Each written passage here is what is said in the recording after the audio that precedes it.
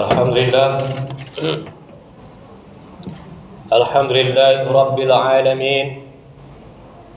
Arsala rasulahu bil huda wa dinil haqq liyudhhirahu 'ala ad-din kullihi wa kafa billahi shahida. Ashhadu an la ilaha illallah wahdahu la sharika lah wa ashhadu anna Muhammadan 'abduhu wa rasuluhu alladzi la nabiyya ba'dah. Allahumma shalli wa sallim ala sayyidina Muhammadin nabiyil ummi wa ala alihi wa sahbihi ajma'in. Qala Allah Ta'ala fil Qur'anil Karim, A'udzu billahi minasy syaithanir rajim. Bismillahirrahmanirrahim. Ya ayyuhalladzina amanu taqullaha wa qulu qawlan sadida yuslih lakum a'malakum wa yaghfir lakum dhunubakum wa may yuti'illaha wa rasulahu faqad faza fawzan 'azima. Fa ya ibadallah, usikum wa nafsi bittaqwallah wa ta'atihi faqad fazal muttaqun. Hadirin sidang Jumat rahmati Allah Subhanahu wa taala. Tak hentinya kita bersyukur kepada Allah Subhanahu wa taala dengan makna da'u syai'in fi maq'adihi, menggunakan segala nikmat pemberian dari Allah kepada tujuan dari pemberian Allah atas nikmat tersebut. Apa tujuan Allah memberikan kita nikmat? Wa ma khalaqatul jinna wal insa illa liya'budun. Tidak aku ciptakan jin dan manusia, kata Allah, kecuali untuk berubudiah. Maka bentuk syukur kita kepada Allah adalah menggunakan nikmat-nikmat yang Allah berikan, senantiasa berubudiah, menghambakan diri, menyembah Allah Subhanahu wa taala. Salawat dan salam kita hadiahkan kepada Nabi kita Muhammad sallallahu alaihi wasallam. Allahumma salli ala Muhammad wa ala ali Muhammad. Assalamu alayka ya Rasulullah. Sebentar lagi kita akan memasuki bulan Rabiul Awal, di mana pada bulan ini kita akan senantiasa diingatkan napak tilas perjuangan dakwah Rasulullah sallallahu alaihi wasallam. Tentunya momen ini menjadi bahan evaluasi bagi kita. Sejauh mana rasa cinta kita kepada Rasulullah dengan wujud kita memahami sejarah Rasulullah, kemudian mengajarkannya kepada anak generasi kita.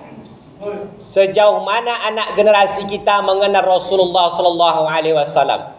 Kemudian yang harus kita evaluasi adalah sejauh mana kita melanjutkan estafet dakwah Rasulullah sallallahu alaihi wasallam. Dakwah bukan hanya tanggung jawab khatib. Dakwah bukan hanya tanggung jawab ustaz.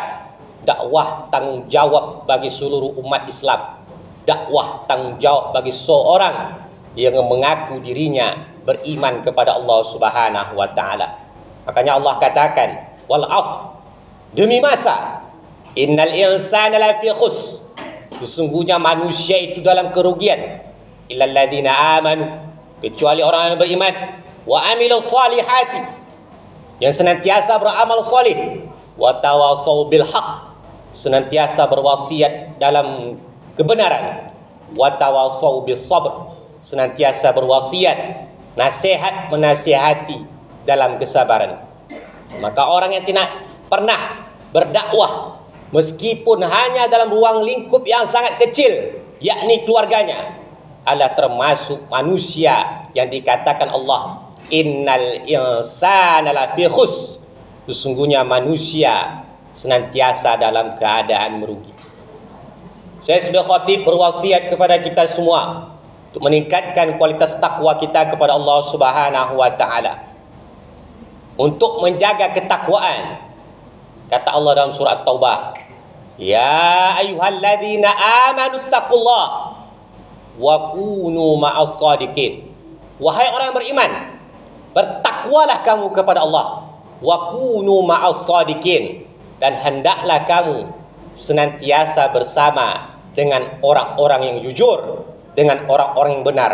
Apa maknanya? Untuk menjaga kualitas ketakwaan, untuk menjaga kualitas ketakutan kepada Allah, maka kita harus memilih-milih, memilah-milah lingkungan yang senantiasa mengajarkan sebuah kebenaran, mengajarkan sebuah kejujuran. Hadirin sidang Jumat rahmati Allah Subhanahu wa taala. Judul khutbah pada hari ini sesuai ditetapkan oleh Majlis Dakwah Islamiyah Kota Pekanbaru, yakni berbakti kepada kedua orang tua.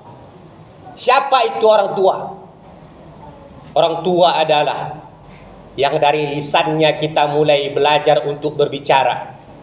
Orang tua adalah yang dari tenaganya, tumpah darahnya, bahkan nyawa rela dia korbankan untuk memberikan anak pendidikan, untuk memberikan anak hilang dari rasa lapar, untuk memperjuangkan bagaimana nasib anaknya agar tidak sama nasibnya dengan pernah dia rasakan. Siapa itu orang tua? Orang tua yakni yang senantiasa tak pernah lelap tidurnya karena takut anaknya terjaga di tengah malam. Orang tua adalah yang 9 bulan lamanya mengandung, wahnan ala wahnin, kata Allah, susah di atas susah. Tak pernah Allah katakan 9 bulan, tetapi yang Allah katakan wahnan ala wahnin, sakit di atas sakit. Setiap bertambah usia kehamilan, maka semakin bertambah pula rasa sakit yang dirasakan oleh seorang ibu ketika menghamilkan anak, ketika mengandung anak. Orang tua adalah yang antara hidup dan mati demi rela untuk melahirkan anak. Orang tua adalah rela terganggu makannya agar bisa memberikan makan anaknya, rela terganggu makannya demi bisa menyusui anaknya. Orang tua adalah yang rela memakai pakaian compang-camping agar anaknya bisa memakai seragam yang sangat bagus, agar anaknya bisa memakai pakaian yang lebih bagus daripada yang dia kenakan. Itulah orang tua. Orang tua adalah wasilah, adalah sarana pemberian kasih sayang Allah Subhanahu wa taala. Maka jika seorang anak ketika dia berpikir dia tak pernah mendapatkan kasih sayang orang tuanya, atau memang dia tak pernah merasakan sama sekali, tetapi yakinlah ketika dia masih hidup, dia akan senantiasa mendapatkan kasih sayang Allah Subhanahu wa taala. Karena orang tua adalah sarana pemberian atau perpanjangan tangan dari kasih sayang Allah Subhanahu wa taala. Maka jika seperti ini pikiran yang ada dalam seorang anak, dia tak akan pernah menuntut kepada orang tuanya, dia tak akan pernah menjadikan orang tuanya seperti budak untuk menuruti apa yang dia inginkan. Hadirin sidang Jumat rahmati Allah Subhanahu wa taala. Siapa itu orang tua? Orang tua adalah seseorang yang doanya tak pernah ditolak oleh Allah Subhanahu wa taala. Kata Rasulullah yang diriwayatkan oleh Anas bin Malik. Apa kata Rasulullah sallallahu alaihi wasallam? Salasatun la turad da'watahu. Ada 3 yang doanya tak pernah, yang takkan ditolak oleh Allah Subhanahu wa taala. Siapa itu? Da'watus shaim, doa orang yang berpuasa. Da'watul walid, doa kedua orang tua. Kemudian da'watul madlum, yakni doa orang yang terzalimi. Maka senantiasa kita rasakan, bahkan kita bisa pernah melihat bagaimanapun sakitnya hati orang tua kepada anaknya, tak pernah lepas doanya untuk dia berikan kepada anak. Bagaimana status doa orang tua, di atas rasa sakitnya atas perbuatan anak, tetap juga Allah kabulkan. Lalu bagaimana dengan doa orang tua yang dilantunkan orang tua sebab rasa bahagianya akan perbuatan anaknya kepada dirinya? Hadirin sidang Jumat rahmati Allah Subhanahu wa taala. Siapa itu orang tua? Orang tua adalah yang di bawah telapak kakinya ada surganya Allah Subhanahu wa taala. Al jannatu tahta di aqdamil ummahatiha. Surga di bawah telapak kaki ibu. Maka beruntunglah bagi seorang anak yang masih mempunyai orang tua. Beruntunglah seorang anak yang orang tua masih ada di sisinya. Berarti selama orang tua ada di sisinya, begitu mudahnya dia mencapai surganya Allah Subhanahu wa taala. Hadirin sidang Jumat rahmati Allah Subhanahu wa taala. Maka dalam Al-Qur'an ketika menyandingkan kepada kedua orang tua, ada dua kalimat yang senantiasa biasa kita dengar, yakni birrul walidain dan wabil walidaini ihsana. Berbuat bir kepada kedua orang tua atau berbuat ihsan kepada kedua orang tua. Apa itu bir? Kalau kita lihat dalam surah Ali Imran, Allah katakan, lan tanalul birra hatta tunfiku mimma tuhibbun. Tidak akan pernah, huruf lan, huruf nafi wa istiqbalin kalau dalam ilmu nahwunya. Huruf lan itu adalah menafikan dan masanya akan untuk masa depan. Maknanya apa? Tidak akan pernah diterima selama-lamanya suatu kebaikan seorang hatta tunfiku mimma tuhibbun, sampai dia menginfakkan harta yang sangat dia cintai. Kalau disandingkan dengan walidain, berarti takkan pernah seorang anak diterima suatu kebaikannya kecuali dia menginfakkan hartanya kepada kedua orang tuanya, harta yang sangat dia cintai. Lalu menjadi bahan evaluasi bagi kita. Bagaimana kualitas makan kita dengan makan orang tua kita? Bagaimana kualitas tempat tidur kita? Lalu kita bandingkan kualitas tempat tidur orang tua kita. Bagaimana kualitas pakaian kita yang kita pakai saat ini? Lalu kita bandingkan dengan pakaian kedua orang tua kita. Bagaimana rasa kesenangan yang kita rasakan pada saat ini? Apakah telah sudah kita berikan yang lebih senang lagi kepada kedua orang tua? Maka jika konsep bir ini kita pakai, takkan pernah diterima kebaikan kita sampai kita memberikan sesuatu yang sangat kita cintai kepada kedua orang tua kita. Hadirin sidang Jumat rahmati Allah Subhanahu wa taala. Kenapa demikian? Karena itu pula yang dilakukan orang tua kepada diri kita. Dia memberikan tempat tidur yang terbaik, meskipun dia tidur di tempat yang kasar. Dia rela memakai pakaian yang compang-camping, asalkan kita memakai pakaian yang sangat bagus. Dia rela makan nasi basi, dia rela makan kerak nasi, asalkan kita bisa minum susu yang paling mahal, asalkan kita bisa makan yang lebih baik dari apa yang dia makan. Hadirin sidang Jumat rahmati Allah Subhanahu wa taala. Kemudian berbuat ihsan kepada kedua orang tua. Apa itu ihsan? Kalau dalam hadis dikatakan ihsan, an ta'budallaha ka'annaka tarahu fa illam takun tarahu fa innahu yaraka. Bahwa engkau menyembah Allah seolah-olah engkau dapat melihat Allah.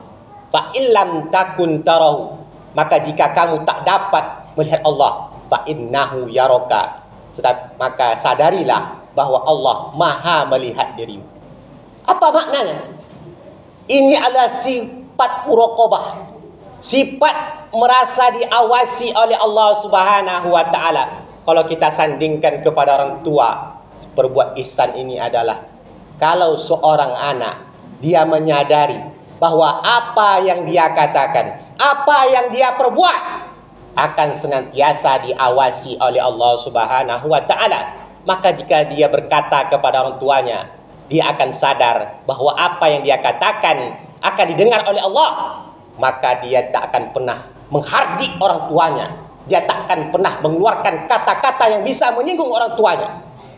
Jika dia sadar bahwa perbuatannya senantiasa diawasi oleh Allah, bahwa perbuatannya dapat dilihat oleh Allah, maka dia takkan berbuat suatu hal yang bisa menyakiti orang tuanya. Maka hadirin sidang Jumat rahmati Allah Subhanahu wa taala, menjadi seorang anak tak pernah ada batasannya bagi kita. Tetapi menjadi orang tua, ketika orang tua telah meninggal, maka tak banyak lagi yang bisa kita lakukan untuk kedua orang tua. Maka dari itu, ketika orang tua masih ada, maka gunakan kesempatan ini untuk sebaik-baiknya. Betapa banyak orang yang sukses disebabkan ridho Allah, juga disebabkan ridho orang tua yang telah dia gapai. Ridho Allah fi ridhoil walidain. Ridho Allah itu tergantung ridho kedua orang tua. Hadirin sidang Jumat rahmati Allah Subhanahu wa taala, untuk menyadarkan kita dalam Al-Quran, dalam surah Al-Luqman, dalam surah Luqman Allah katakan, wa wasaidal insan biwalidayhi hamalathu ummuhu wahnan ala wahnin. Kami berwasiat, kami mewajibkan pada manusia, wa wasainal insana biwalidayhi, untuk berbuat ihsan, untuk berbuat kepada kedua orang tuanya. Wa fisaluhu fi amain, bahwa orang tuanya hamalathu ummuhu, mengandungnya wahnan ala wahnin, susah di atas susah. Wa fisaluhu fi amain, menyusui selama 2 tahun lamanya.